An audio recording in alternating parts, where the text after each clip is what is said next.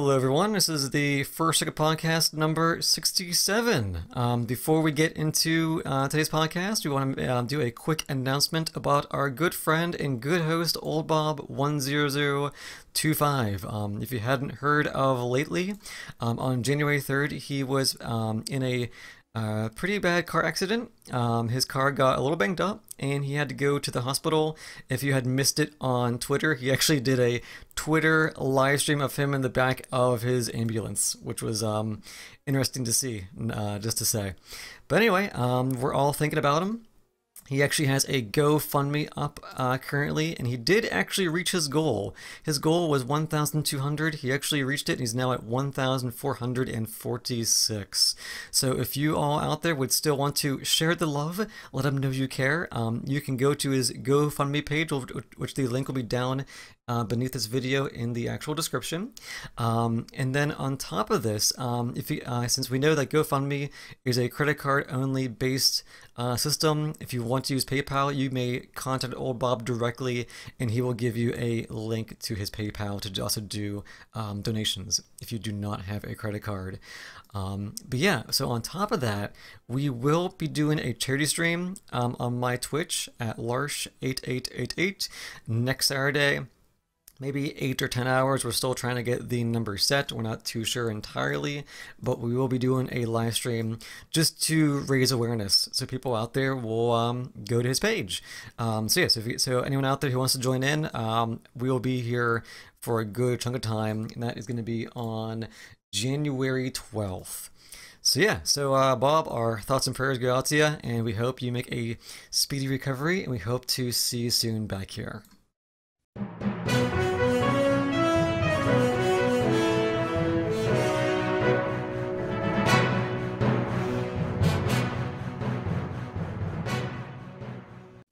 Hello everybody, today we have Bat Duck, How's it, y'all? Biter, Blarg. Ian, Hello und guten Morgen. and Larsh. Hello. And I am Mech. You are Mech. Yes. You are the Mech. So, Happy New Year 2019, guys. It's a Happy New Year! yeah. Oh, year of Hype it, people, Mechness hype it. of Force like that enthusiasm. 12 mech packs. No, wait, 13 new mechs, isn't it?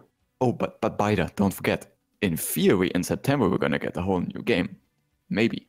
Maybe Who knows? it could be delayed. Who knows? It could be delayed, it could be cancelled. Who knows? It's Mechwarrior 5. Things happen to that game. And because we got 13 this year, January doesn't have any mechs. Yes. The upcoming patch. So The time to future play year catch come. up. So, I mean, yeah, what we're going to cover will be the current mech sale and event that's going on this week. We'll be looking possibly back through the year of all the different events and whatnot, talking a bit about sale fatigue. And then just to fill up the time, we might be doing stuff like talking about our favorite and least favorite mechs and our view for the Mechwarrior Online in the future. All right, so what do we have for the new year, guys? I think we got a few sales coming up here, or we're currently in a sale, and we got some events happening right now. So yeah, so we currently are running, what's the sale called now? Is the Winter Soldier sale. Oh my god, isn't that copyrighted by Marvel? Ruh-roh. Uh-oh. Well, there goes Mechwarrior Online, due to its death. So yeah, so we got plenty of mechs on sale again. A lot of these are the 40% off, and they're kind of like putting a theme towards them in a sense, I think, is winter. Yeah. So, Max, go check it out. Maybe there's something in it for you. Yes. If you want mechs and you missed the sales that happened last month, if you were absent for a while, you can get free mechs, you can get cool shots if you want cool shots, and then of course, don't forget, if you're in the mech lab, you're also gonna get things on sale there as well. Let me take a look here. So we have camo specs, you have the decals are on sale, that are all wintry themed. Colors, you got blue and white. Things on sale as well for MC, and we're going to be getting the snowfall, which if you missed the snowfall pattern from the event last year, that's also on sale. If you want to deck out your mechs and cool swag and waste all that precious MC. So yeah, things are on sale, guys, if you are interested. There's a lot to look through. I know we're just kind of skimming through things, but I think it's pretty self-explanatory. If you want mechs and there's something out there you want, they're there. So Yeah. yeah. The one-shot pattern deserves extra mention because those are actually really cheap at 75 MC. So I guess if you like the pattern, now's the time to pick them up. Yeah. So, but yeah, so that's sales are always a big thing. But I think one of the bigger things are gonna be the events, which we are doing right now. What is the current event again? We're doing the Winter Soldier, same name, Winter Soldier event and sale. Copyrighted? Yeah, right. We're gonna be a lawsuit again. So hard to keep track of all these names. Yes, I know, so I know. Oh. I need more coffee me today. Well, anyway, there's another event that forces you to do some quick play, some Solaris, some faction play, and just some general damage. It's nothing special. It goes on for a total of, I believe, 6 or 7 days. So, it's there. They're all fairly easy to do, at least in terms of the actual requirements, mostly. Though Solaris requires you to do a 1v1 and 2v2 and actually win them. And Scouting requires you to get the collect intel bonus, which requires you to actually get to a node, pick it up, and then actually win that round as the team that's gathering intel. So yeah, it's a bit nuisance jumping through hoops, and at the end the rewards are a decal, a cockpit item, and some C-bills. Not too invigorating. I will say though, at least in quick play, because there's this get 1,000 damage in assault mech, there's been a lot of LRM assaults because people have been grinding their LRM, their damage done in assaults that way. Yay. Yeah. And yeah, that about wraps it up for the current events and sales. Nothing too spectacular, at least in my opinion. I'm very sailed out up to the Christmas period. You know, if I had a whole bunch of MC, C bills, they were like 50% sales, and now 40% is, you know, not really worth it compared to what I just had. Yeah, like it's like because I would say the sale is really only good if you missed on the last sale. But yeah. It's still, I don't keep track of all the different C-bill variants that are on sale, but who knows? At least if you look here and you see a C-bill variant you like, you can buy it for C-bills and it's cheaper. Why not? Exactly. So yeah, so things are out there on sale. There's an event going on if you want to do an event. But I hate to say, like, I think we've gone over this before, but Biter, I think you actually made a newer, updated spreadsheet, which kind of is just like all the events we've had lately, and events and sales, yes. Yeah, so we've had a lot of events and sales every month, and I don't know. At this point, I'm getting a little tired of events and sales. Yeah. A thing we were discussing, at least in the past, and the reason why I made this spreadsheet was the discussion point of whether the events were really ratcheting up. And whilst I haven't done a huge amount of analysis on it, it seems at least like the number of events and the number of days, you know, that events are going on, or the number of days you have to complete those events, it hasn't substantially shifted, at least at the beginning of the year. You know, it's a 50 to 75%, and whilst nearer to the end of the year it is a little bit more dense on average, for the most part they've always been fairly prolific with their events. Sales-wise, though, I think they have seen a huge pickup in the total number of sales they're doing, particularly all the different types of sales that they can do. Like the dropship sales, that we'd never had that like a year before. And yeah, I like the option, but it did add even more clutter to the page. It's just, hey guys, look, there's a week-long dropship sale. Check it out. But even then, like some months, like April, there was almost nothing in terms of sales. At least looking back in the archives that I could find. And even in December, they kept most of their sales and events towards the end of December. I think partly because most of their posts were about MechCon in the beginning of December.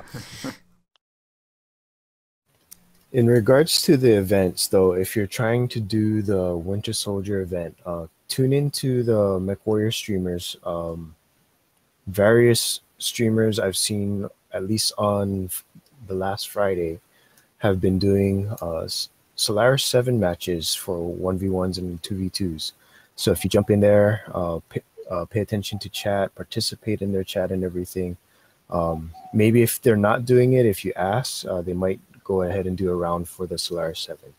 So if you're looking to do that part of the event, go ahead and do that. Otherwise, just log in during the day and just shoot things, and you'll kind of get it.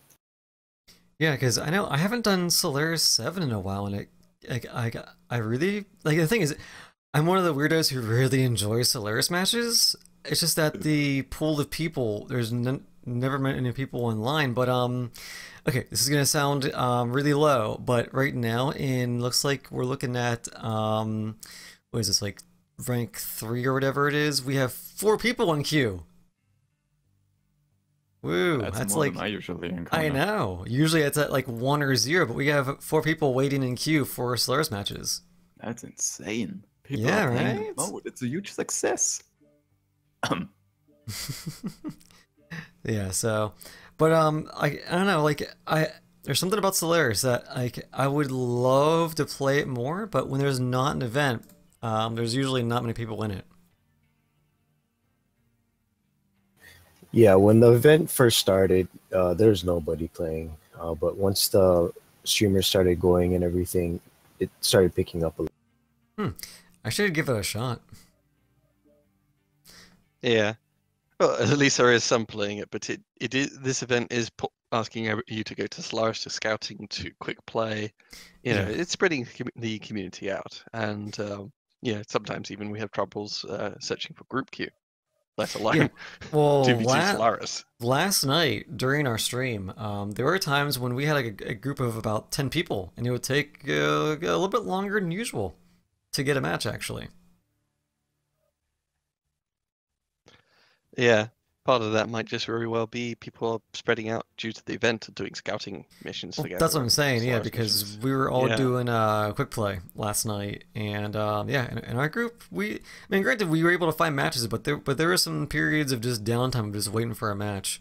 So yeah, so I mean, the event, yeah, I mean, I guess spreading it around to 3 different game modes is maybe not the best way to do it in January, because I think in January we're maybe like, you know, taking a break, people are going back to work, and the population of the game might not be as high as it was last month.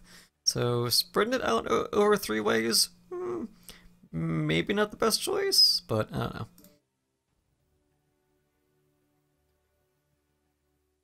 Yeah, it's in the end a fairly tepid event, but yeah, it's my biggest nuisance has just been the to get the 1000 damage is the Lerm assault boats.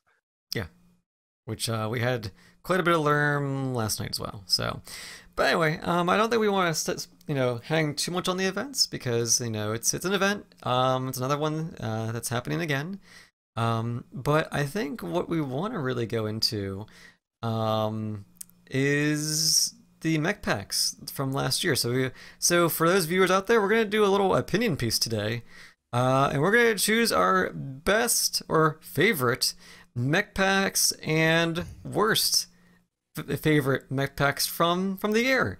And we're going to see if we have anything that matches what you guys are using out there in the game. And we're going to be going over the packs that you can buy currently.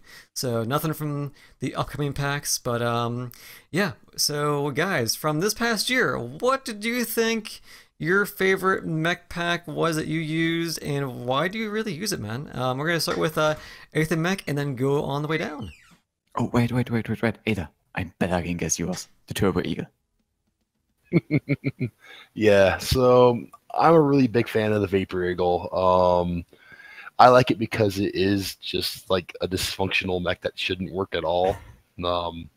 It's got a lot of things that makes it want to work, but it's just in that kind of weird spot where it's not quite boaty enough to put all the lasers on, or all the missiles, or all the random stuff to make it really effective.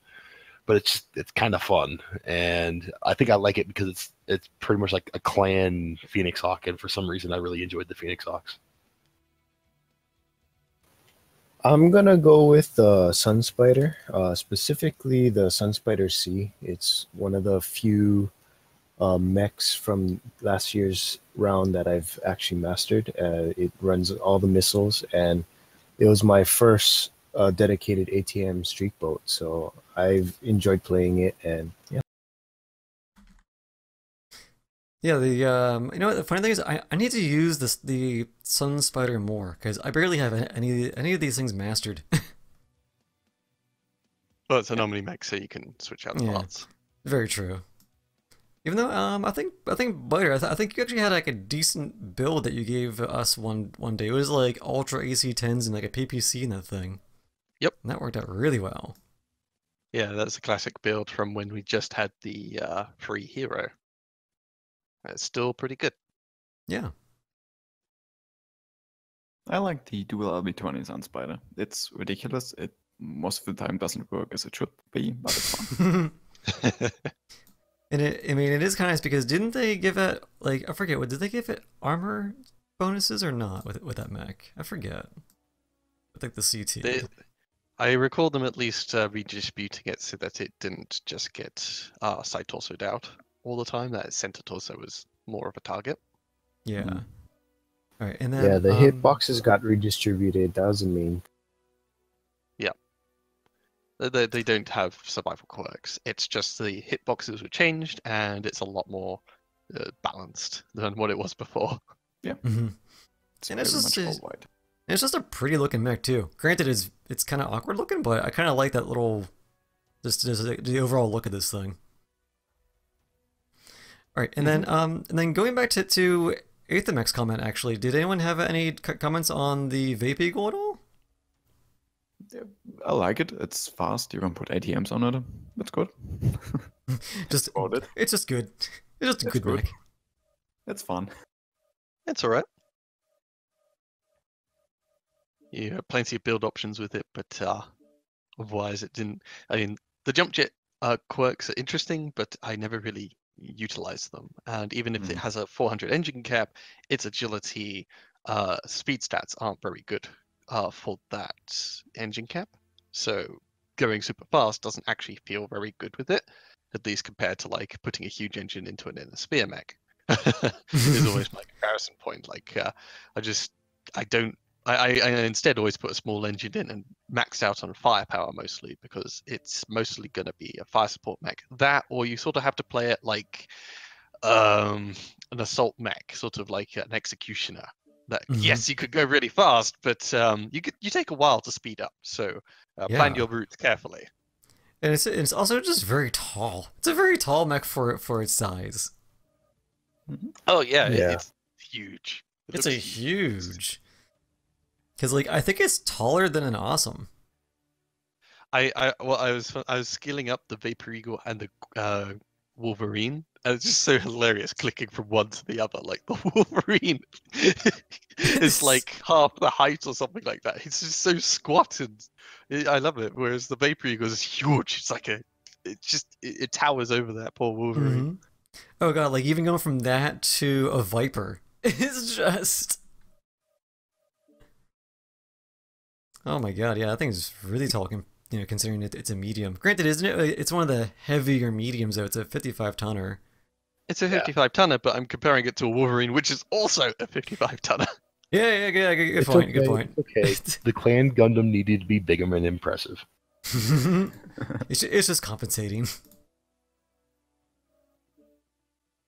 All right, Yeah. so yeah. Yes. Okay, if I could, I would say the Hellspawn, but that was technically just at the end of the year before last. Oh yeah. Otherwise, at least my preferred ones I played were the ones with Mask, the Black Liner and the Hellfire, and for the most part, I'd have to go for the Black Liner for its underdog status, its quirks, the fact you can do the ECM and very long range streaks. Whereas the Hellfire was a mad dog with Mask. Yeah, Yeah, that's a pretty good summary of the mech. I agree with you on that because the Black Lantern, I mean, it took me a while to find out what I liked out of it, but yeah, running streaks in that thing, it can be a really proficient light hunter even, or just to be a real just big nuisance to other people out there. Yep, some 420-meter long range streaks. I mean, you've got like half the range of an LRM mech, but your weapons, you don't need to hold the lock, and people get very confused when you're streaking them because they think they're getting lermed, but you're actually in the back field streaking them. And if anyone finds you, you just whoop, whoop, whoop, whoop, whoop, and zoom away. It's great. Just run away. Now, granted, I have changed my Lerm boat to a streak or ATM boat, but running that Lerm match was one of my favorite ones in this thing. Yeah, it's not a mech you see too often, and it's really tricky to get to work well. But that's what I really like. At least, you know, I always like taking a mech with a limited pod space, and there's just a few weapons doing a lot of work with them. So yeah, for me, the Black Lantern has sort of been the mech pack of the year for me. Ah. Okay, Ian. Well then, moving on to me. I'm gonna cheat a tiny bit, and I'm gonna say the Solaris 7 mech pack. Ooh, okay. I don't necessarily think the mechs are particularly great, but the value is just so amazing that I have to put it up as my favorite mech pack of the year. Just so much stuff for a, compared to other packs, tiny amount of money. Yeah, I recall that the mechs in there, I mean, they were alright. I did like the Mad Dog that came out of that. Yes. Maddox really fun. I like the Rifleman. The Atlas could be great if the Atlas was in general slightly better, I guess. I mean, the Atlas is actually one of the better quirked Atlases, or at least it's up there. And the hard points you can do the usual, like Heavy Gorse, MRM60, and a whole bunch of mediums. So it does what the other top level Atlases does with like the Atlas D, just a little bit better just with its quirks. So yeah, I enjoyed sort of taking the Atlas, even if it isn't really suited to today's meta. The Banshee and the Firestarter, I mean, those poor things. The Banshee was just. It's interesting. It's interesting. I eventually found a build I really liked with the Banshee, and again, it was one of those underdog mechs that I just managed to find its niche. But the poor Firestarter, losing all of its survival for mildly better agility, and it's still out agilitied by many other 35 tonners. It really hurts, and it's hardpoint placement like 2 energy in the CT and ballistics in the arm, so you know you can't even you can't just shove a Heavy Gorse and have a laugh, or you know do too many PPCs because they're all in really awkward positions. So this poor little Firestarter is just he's chubbing along for the ride, but you know, someone says, "Oh no, there's a Firestarter." I said, "Don't worry, it's a Firestorm. It's the worst light mech in the game." This is Firestarter is definitely not the reason to buy this pack. No, because I mean, because there's so many other light mechs that have better hard points with the same everything this thing has. It has 4 machine guns. What is that? 4 energy hard points. Yeah, that's it's not a whole lot on that guy. In the end, I just max out the agility tree because I have better agility and I'm maxing that out. And just went 4 machine guns, 4 medium laces. I give moral support to my team and run out of machine gun ammo too quickly. I don't really know if you're giving moral support this thing. Yeah. Oh, I can actually do some good enough damage. The problem is I only take like a ton of or 2 of ammo because I run a standard engine, so I can zombie in this thing. I have to survive somehow. A lot of people overlook it, but I really quite like the Street Cleaner. I only bought it for the Street Cleaner, I'll be honest. The Irby is always a good selling point for most of the community, but not many people talk about it. I think, at least hardpoint wise, it's not much to talk about. But what it does have is a much higher engine cap and a higher jump jet cap. Which means you could be a very speedy, very jumpy Rack 2 mech. Which I adore. Like, this thing has some great agility, or it can move around a lot and get into position to use its racks. And a lot of people just don't expect a very jumpy, fast-moving urban mech with suppressive firepower. This is one of my more favorite urban mechs, but just on the basic level that I could put like even just an XL200 engine in, and I don't have to take an extra external double heatsink. Just even on that level, it's got a lot of things over the others. Yeah, another mech of the pack that people don't really talk about would be the Griffin, I guess. I really like the Griffin. It's an okay mech. You can do stuff like merms. You can put LM in there. It's fun. It's flexible. I really like it. It's solid. Yeah, I think I put Streak 6s in that one. Oh man, same. I guess. Yeah, I also put Streak 6s in it with mediums. Just solid weapons. Mm-hmm. Yeah, I really haven't used it. Now, I gotta ask, what did you put in your Banshee, actually? I put 3 large pulse lasers into that left fist, and an LB-20 in the left torso. Okay. They all share the same range, or about 360 meters. With the cooldown quirks, they about share the same cooldown as well. So this is a very hefty corner peeker. I poke around. I poke around the left corner. I shoot a 50 pinpoint alpha at 360 meter range, and then I shield with my entire right side.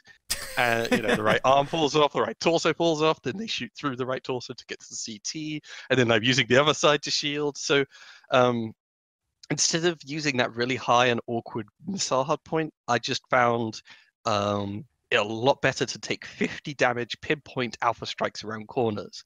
And because it's a really awkward position, but normally of course maps go counterclockwise. If you're a left peeker though, you want to go clockwise. So what I do with this thing is I sort of charge really far forward, and then I start rotating left. And I just face the whole enemy team and say, bring it, and I show them my right arm and everything, and I just hold the enemy back whilst pinpoint shooting people's CTs out. And I can get some amazing damage and do a lot of work as an assault mech, but I really need the right scenario to play out, which is, I find just the right corner peak, and I'm able to, get my damage in and not take too much in return. But when it works, it really works, and it's a lot better than how this mech, usually performs with the usual things people throw on it. Yeah, because I did the complete opposite, and it's not nearly as good. But I was just trying to do shenanigans with this thing, and I put a massive Merm 40 in the arm, and it just looks insane. Oh yeah, I initially also did like MRM 40 like medium lasers and racks, just trying to find something use all the most efficient weapons. In the end, though, this thing is not very efficient, particularly since that missile arm. It's so high and wide, it has terrible convergence. So that MRM 40 is almost effectively, I don't know, an MRM 20, an MRM 10. It's so bad, that missile hardpoint. I just said, screw it, this is a shield arm. You could put jump jets in this thing, but all of its hardpoints are really low, other than the terrible arm. So don't do the jump jets. And it's low. If you ever see the mech, it's like all the arm hardpoints and that left torso ballistic are all next to each other, whereas the missile arm and the other side torso, they're a bit far apart. So in the end, I said, okay, I'm going to use all these hardpoints in one small localized area, and and use the entire other side as a shield.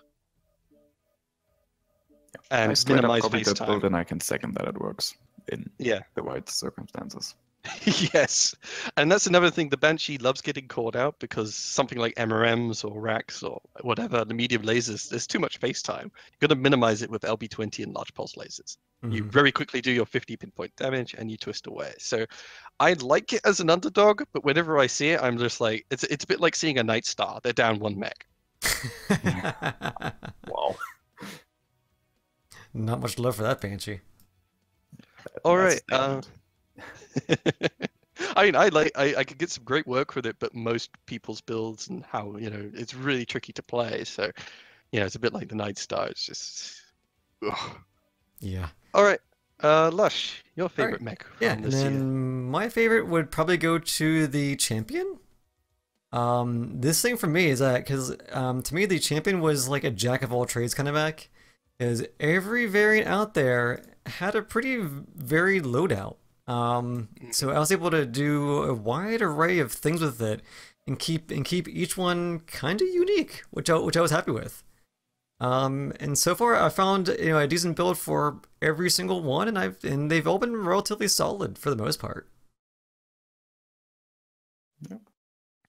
Yeah, Except I haven't. that they don't have jump jet, except They one.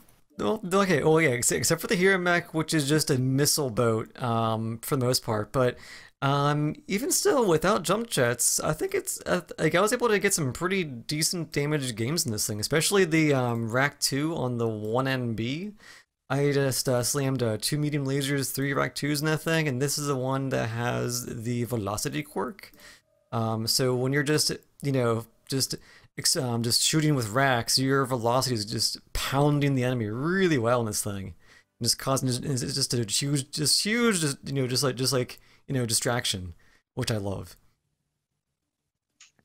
Yeah, I haven't had a chance to play the champion yet. I didn't buy the pack, and it's not out for C builds yet.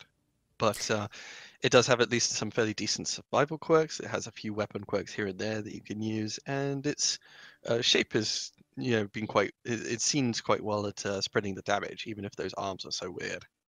Oh yeah, the arms, I just completely ignore them. I don't load anything into the arms, which actually I don't think on like any of the variants there's really any hard points for the arms really, except I think they give you a AMS pod for the arm. All of them have an AMS in the left arm. Yeah, and that's pretty much it. Like unless you're doing the hero variant, which you can do energy hard points and missiles. And then the 3N, you can do energy in that one too, but you can also do 4 energy between the CT and the left torso. So I never really even focus on the arms on that one at all. So it can do fairly well. I typically run a standard engine in these guys too, or maybe a light engine. So a few of them you can zombie, especially that 3N. Because I've been running like 1 AC-20, just 4 small pulses in that with a standard 300, and you can zombie, at the very, very end, hoping you're like the last mech out there, because two small pulses really isn't a whole lot. But I've had a lot of good matches in this guy. Yeah. The torso twist speed is really good, and the arms are real big, so they serve well as shields. But that's pretty much. The biggest problem, I think, there's plenty of strengths to it, but the biggest weakness to this mech in some ways is when it's part of a firing line, it is really wide. Like its arms get in the way of teammates a lot of the time. Yeah, I have noticed that. I've gotten plenty of team damage because I'm just very used to doing like a speedy light mech or speedy medium mech, but yeah, kind of like how you said, is that with those ones I can usually speed in and out, or I can be low enough that people can fire over me. That is the one downside to this thing, is that when you use it, you might not really realize how wide you are, because if you're used to doing a smaller profile kind of mech, you just accidentally get in the way, and then it's like, you know what, just blow off my arms anyway. I just don't care. They're not needed, so just please to help me and you, just go ahead and just blow them off. I don't care. It's the one time I actually welcome getting team damage. I have less air resistance now, so you're just helping me out. Exactly. All right, and our least favorite mechs of the year. Yeah, so I guess we'll go back with me and go back up. My least favorite mech is gonna be the I was gonna say the Vulcan, but I'm gonna take it back actually. I'm gonna say no, screw it. I'm going back with that. The Vulcan. I just didn't like the Vulcan. Life decisions, people. Yeah, because I guess for me it was borderline this or the Incubus. But in the Incubus I at least found my weird niche with at least 1 or 2 variants. The Vulcan, they're currently all set as invalid loadouts, because I just took out the engines or whatever, all these things, and I have not gone back to this mech. It was for me, it was too tall, to me, just like all the hard points seem kind of samey, and like I can't explain it. I don't know why. I just couldn't. Yeah, I'm actually gonna spoil my pick here. It's the Vulcan. I also was going back and forth between the Vulcan and the Incubus, but then I looked at the shape, and at least the Incubus is somewhat pretty. The Vulcan is just weird. So yeah, it's a Vulcan. Done. I don't own either of them. I don't like them. So there you go. If I could choose, I would have to go with the Nightstar, 2 years running somehow. Though, I don't even own one of those. Yeah. Sadly, that's not an actual selection, just like the Hellspawn. In some ways, I haven't. I think there's two main contenders, honestly, at least as far as the Vulcan and the Incubus. And my vote would actually have to go for the Incubus in some ways. Now, I haven't played either of them, but the Vulcan does have a weird shape and really good agility and some really wonky quirks. And with IS, at least with the more varied technology available to them and funky technology, you could do some weird stuff like a stealth Vulcan. I kind of want to do that, a stealth Vulcan with AC2 spam. or rack spam, something like that. That tickles me.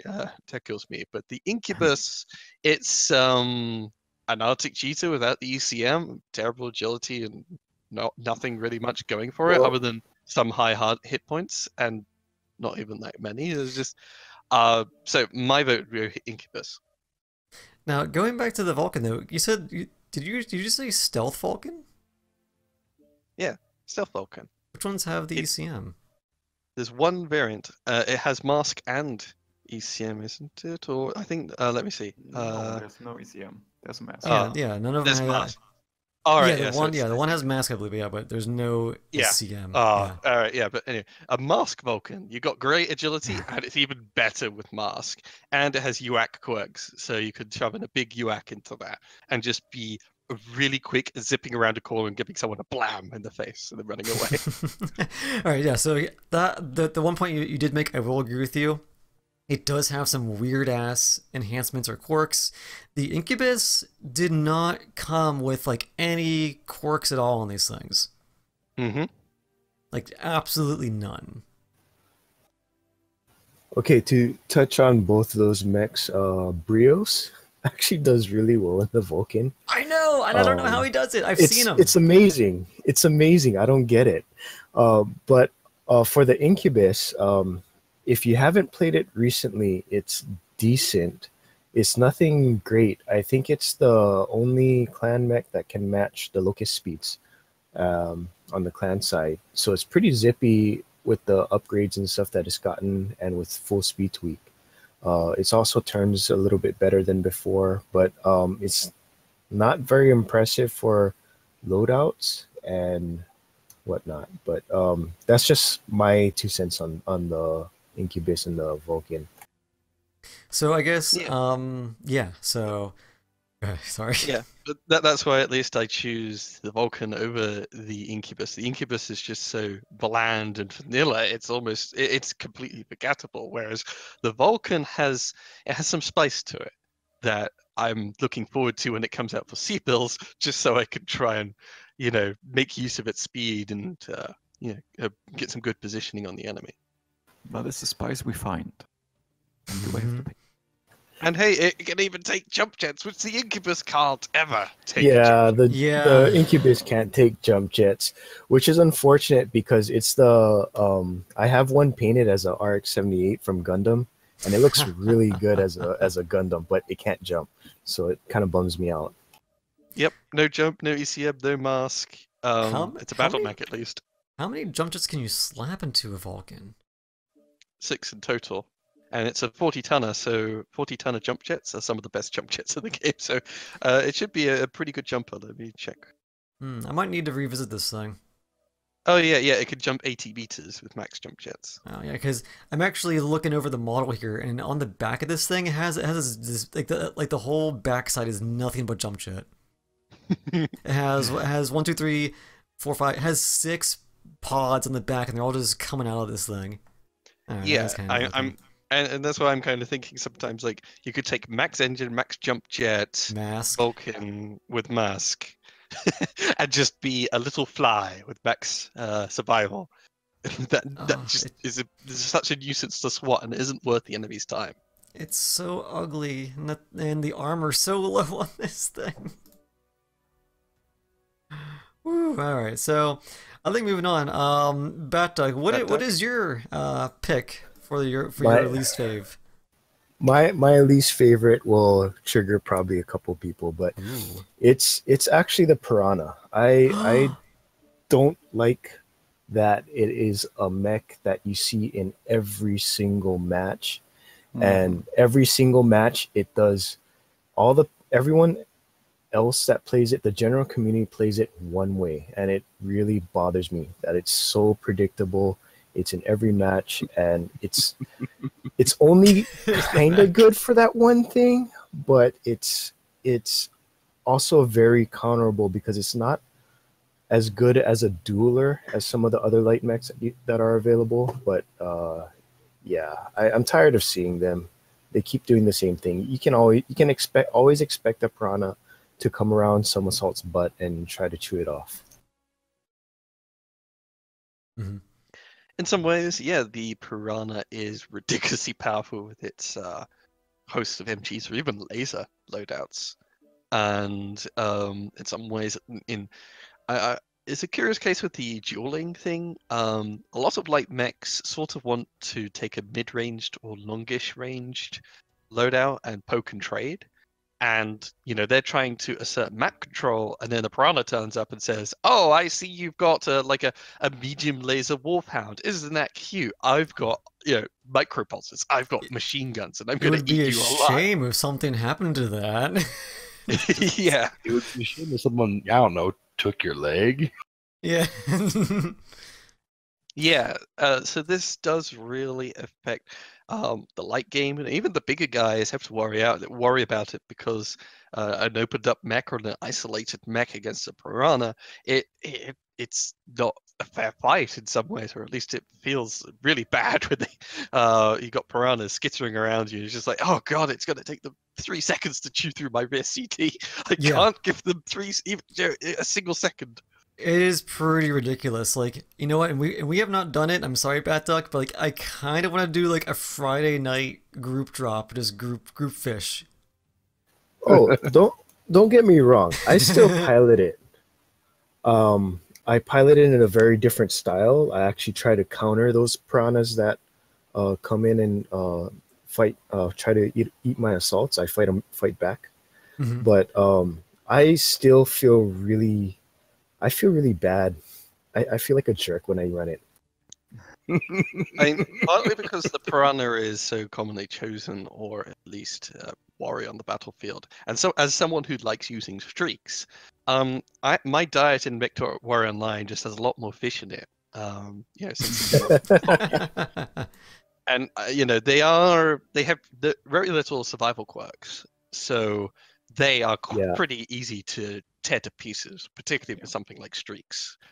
Or ghost rifles even, but just I take my streak mechs out. I catch the piranhas trying to be sneaky. Go, oh, you've got 12 machine guns. You're dead.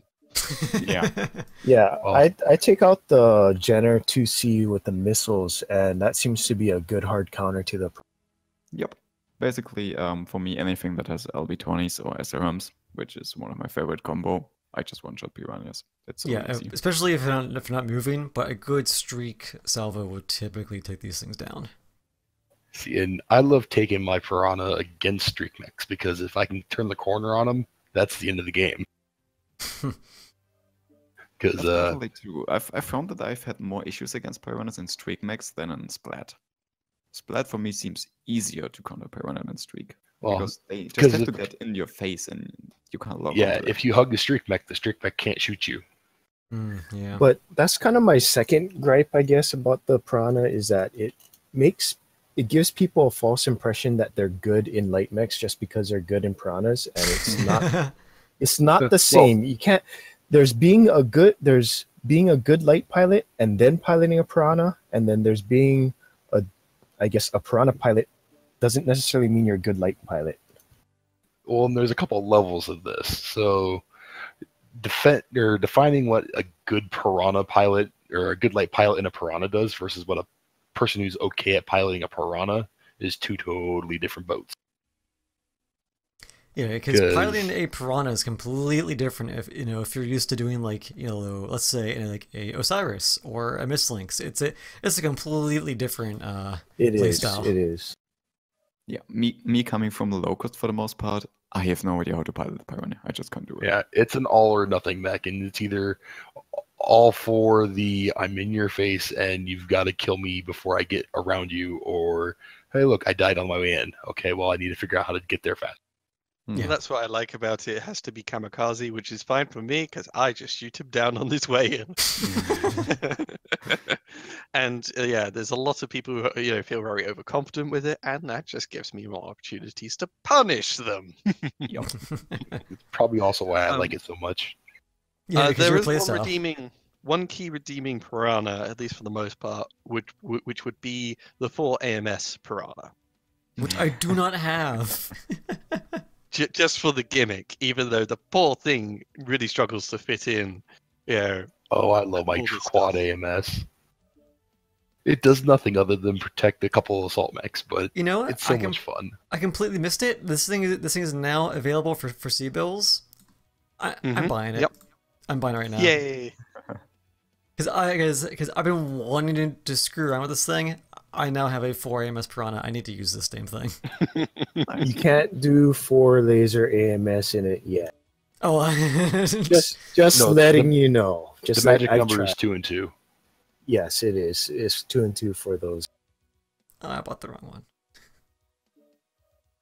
Yep, and then I put in like something like an XL 150 or something like that. One of the teeny engines it could take. Strip the arms, strip the head, strip a bit of the legs, take 8 machine guns, plenty of ammo for everything. Wow. And it just barely fits. Definitely an interesting pick there, Doug. Yeah. Yeah, I could see it. Yeah. I mean, I could totally see it because there are times when even I get a little tired of seeing the damn things out there. Yep. All right, Ethan. See, if I never reached that point, I just bring out the Streak Cyclops and they all disappear. Oh, I remember. I love times when like a whole lance of piranhas charge at the Street Clops, and you just delete one after another. Poof, poof, all gone. So Ethan Mech, your least favorite mech pack from this last year? My least favorite, based on mostly just how easy it is to core out, is the Hellfire. Really? Yeah, I have not. I played matches in them, and I have played against them, and every time oh hey, I want the center torso. Hey, I want the left torso. It pops apart real quick for some reason, or maybe it's just my aim is better than most. I guess I don't know. It is a big target. It's just like with the Mad Dog. It's this big giant dinner plate saying, "Here are all my components. Take your choice." If you're from the front on, you could see it's left torso, right torso, it's center. If you're at the side, you can only see its center and its side.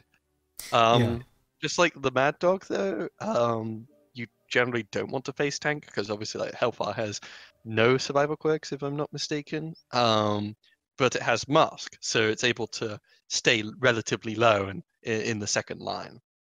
Yeah, and it's one of those things where, because I guess I'm on the opposite, where I really enjoy the Hellfire, but from a person who uses this thing, you really got to make sure you torso twist in it, and it does have a pretty decent side profile, because the arms in this thing.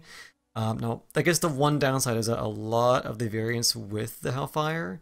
They have a lot of arm-mounted hardpoints, but if you don't use them, they can be very good shields, and if you can torso twist, you can survive fairly well in this thing. Yeah, against MRM or lasers with a long enough duration, you can twist it a lot and put a lot into the arms. Mm-hmm. And particularly with the masks, suddenly zipping to the side will mean people hit you in the arms instead. But it is sort of that thing where, just like the Mad Dog, someone says, "Oh, I got a Hellfire. I wonder what I'll make." And then, you think for a little bit and go, "I know!" And this is their answer for most mechs: Lerms! And then they put the Lerms in and they stand at the back, and then And someone starts shooting them and go, oh no, something's gone wrong. And they just stand there and they're an easy target. And I'm just like, you're a mad dog with mask. Here's the agility. God damn it. Yeah, which is nice because I've really begun to love using mask, and this got that itch for like a heavy mech that's kind of, you know, it's kind of short and stocky, and then it's just like it's more or less used for a brawler. I think you don't want to be the one hanging in the background of this thing. I mean, I use it with the ATM so that the mask helps me get into position and out of position as quickly as possible. Yeah, because it's the Hellfire 2 has the ATM heat generation quirk on it. Yeah, though it's only like 5% and the others can run it fine. Like there's a streak mask variant I run with the 4 missile hard points. Yeah, and, that's the C, I think, right? Yeah, the C. Yeah, because I put that. Yeah, because I put out like 4 streak 6s in this thing. Mm-hmm. Yeah, I put 2 ATM 12s and 2 streak 4s, and you know, you get to within the ATM's sweet spot, so within like 270 meters or so, and you could fire, you know, both weapons simultaneously and give the enemy one hell of a welcome. Yeah, so I think the Hellfire is one of those ones where it came out and like no one really either purchased it or really used it, because you don't really see these mechs out there that often, honestly. Yeah, you don't see them that often, just like how you don't see the Mad Dog that often. And whilst it does miss out a little bit of the Mad Dog quirks, like the Mad Dog can take, you know, ballistic arms and therefore have a whole bunch of armor, and there's omnipods and stuff like, if you're taking less missile hard points, you get stuff like missile spread and missile cooldown or whatever. The mask in this thing is, and the fact that you can choose any engine size for the most part. There are some with the 290 engine cap, which is really a nuisance. But otherwise, at least, I've had a lot of fun shenanigans. I always like mechs with mask. That always can add a lot to the table of what they can do for me. Yeah. Yeah, because like I know the hero has that cap of 290, but yeah, but this, like, I'm looking at the C and it has a cap of 360. That is a speedy heavy mech right there on that one. But yeah, okay, so you know, most favorite, least favorite. Surprisingly, we didn't really have a lot of overlap, except for maybe like the Vulcan and the Incubus. Well, 2 votes for Vulcan, just 1 for Incubus, wasn't it? I feel like we talked about the Incubus a lot because it was very split. It was sort of yeah. mine was borderline Incubus. So sadly, at least the worst of the worst is the Vulcan, at least by popular vote. What was our favoritist ones? Was there any with 2 votes? I don't think so. I think they're kind of pretty much all had their own. I'm honestly surprised no one put the Haramoto Chi as the worst one. Really? I mean, I don't hate the Haramoto Chi. It looks cool. That's why you can't hate it. Yeah, it looks cool, I guess. But even still, I mean, but even still, I mean, it looks cool. But I actually have found some builds that I really enjoy on it, just to be running shenanigans on it, like, you know, running a stealth Merm. What is this? Merm 80? Yeah, no, sorry, Merm 60. Yeah, with stealth, and then that could be a lot of fun. And then like I run the hero with LBs and streaks.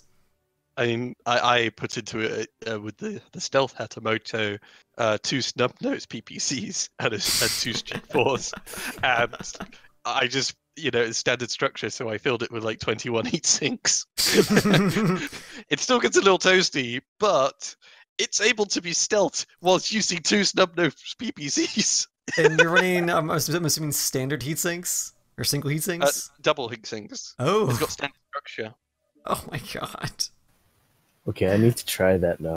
That sounds absurd, but I kind of like that. See, yeah, so that's why I didn't pick it as my least favorite, because there is some weird, dumb stuff you can do with that one. Alright, I guess I'm gonna have to try it out once it comes out for Seabuilds. Yeah, and it's there's actually the one with 4 missile hard points. I mean, that one as well. I did like MRM 60 as well with 2 streak 6s. Plenty of firepower, kind of fun in its own way. Yeah. Yeah, I think it's at the missile hardpoint. Is that the oh, that's the 27T. Yeah. I haven't really bothered much other than the stealth one. I haven't bothered with its PPC quirks. I just really wanted a stealth PPC mech.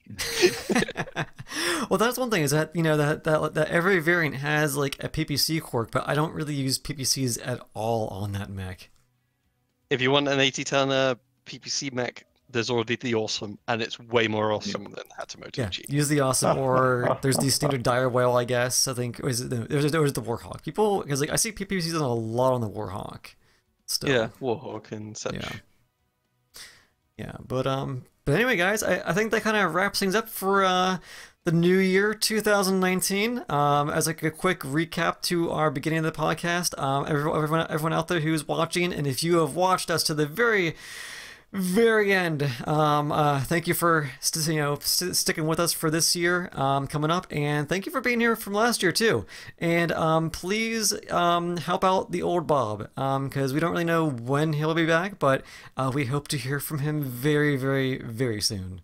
So anyone out there who is curious to know anything about us, please look at the links for our social medias, the YouTubes, the Twitters, and we will see you all next week. Take it easy, guys. Bye bye.